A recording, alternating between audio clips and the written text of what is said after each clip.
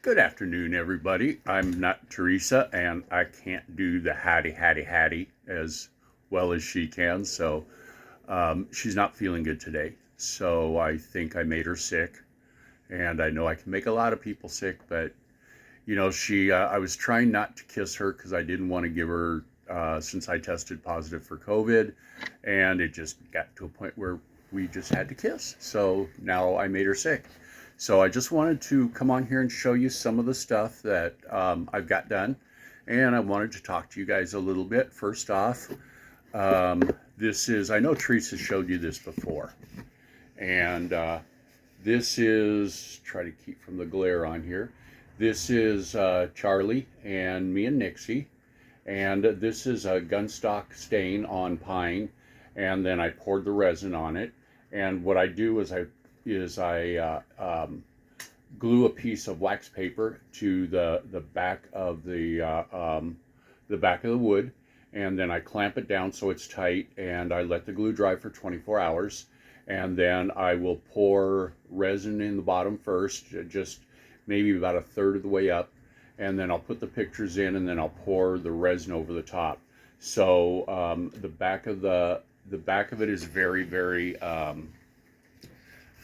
clean, very smooth. This one, I have problems, and I know we've kind of touched on this a little bit. I have problems with handshakes, and so I've got a couple little blurbs of resin that I'm going to have to clean off and possibly restain those sections and refinish them. But those two are finished. I just got to put hangers on both of them, and then this one here. This is one of the single octagonal frames, and this is actually a pecan stain with high gloss poly on it. And I'm going to do the same thing on that. And actually, what I'm going to do with that is this is my mom, and she passed away about 3 years ago, and I miss her terribly. And I wanna do a picture of that. I want to do this picture of her to just something to remember her by. So what I do, and you can use if you choose to do this.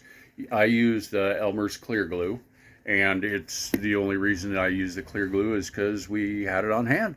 So I'll run a bead of the clear glue all the way around, make sure that it's a solid line all the way around, and then, like I said, I will clamp it down, and I have my trusty little hand clamps, and I'll clamp it down, and what I'll do is I'll glue it now, and then tomorrow I'll do the resin pour on it. So a couple other things is I'm still working on the jewelry making. I'm not very good yet, but I'm going to keep practicing. I'm not going to give up because I do really enjoy it. This is a start on one of them, and that's the stone that I poured. You can see my hand shaking, and but that's one of the stones that I tumbled. And then I have got I found a place on Amazon where you can order arrowheads. See if I can get this. You can order arrowheads, and they're not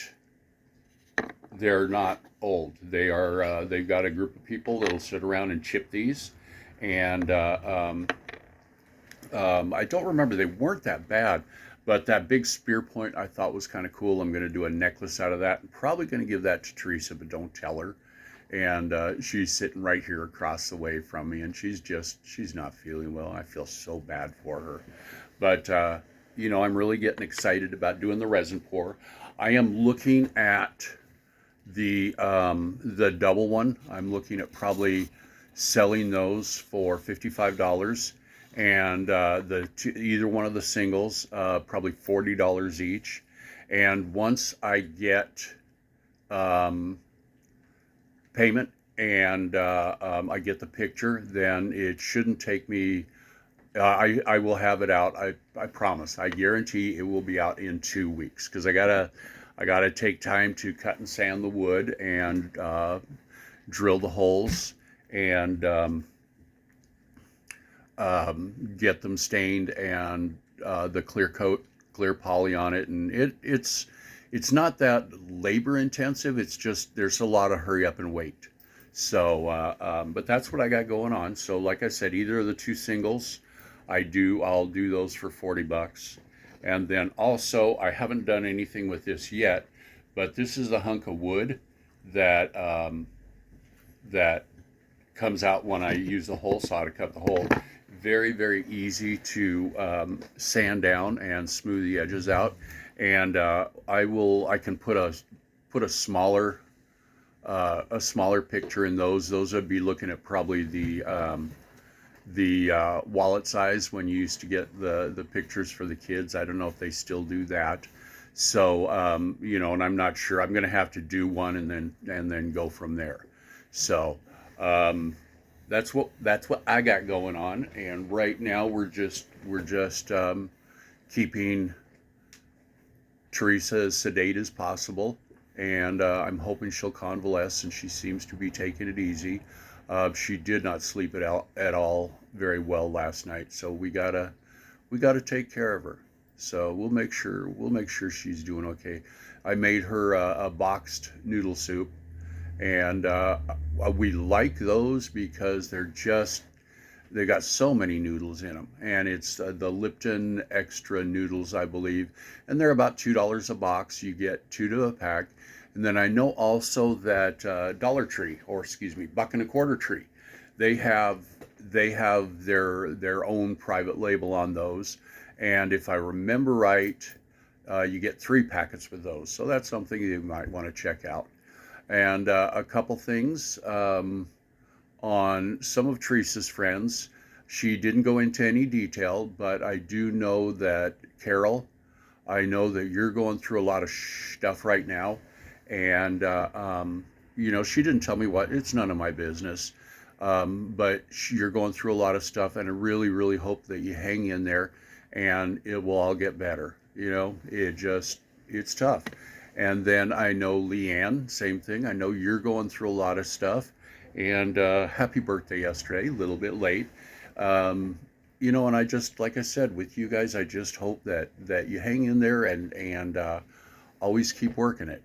Another thing that I wanted to say, all my life, I've had problems with depression. And when you work in retail, whether it be in the grocery store, the liquor store, or I sold cars, you've always got to be positive and upbeat. And sometimes that is just an act of God to be able to do that. Sometimes you want people to leave you alone, but when you're working with people, that's where your money comes in. So one of the things I've been doing for the last several months is one of my all-time favorite songs is What a Wonderful World by Louis Armstrong. And he first recorded that, and I believe it was 1968 when he first recorded it. And he's got a video on YouTube of him performing it live. And Louis Armstrong was such an amazing man.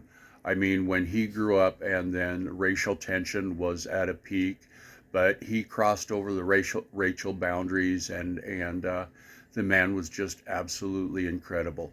But if you're having a rough day, you can either, if you have a music app that you like listening to, or just go on YouTube and type in Louis Armstrong and look down, and they'll have him doing it live. He puts so much emotion in that song, and you see him smiling the whole time. And he's not the most perfect singer, but it's very, very inspiring to hear him sing this song. So that's about all I have. We got dogs scattered all over the living room. They're being kind of lazy.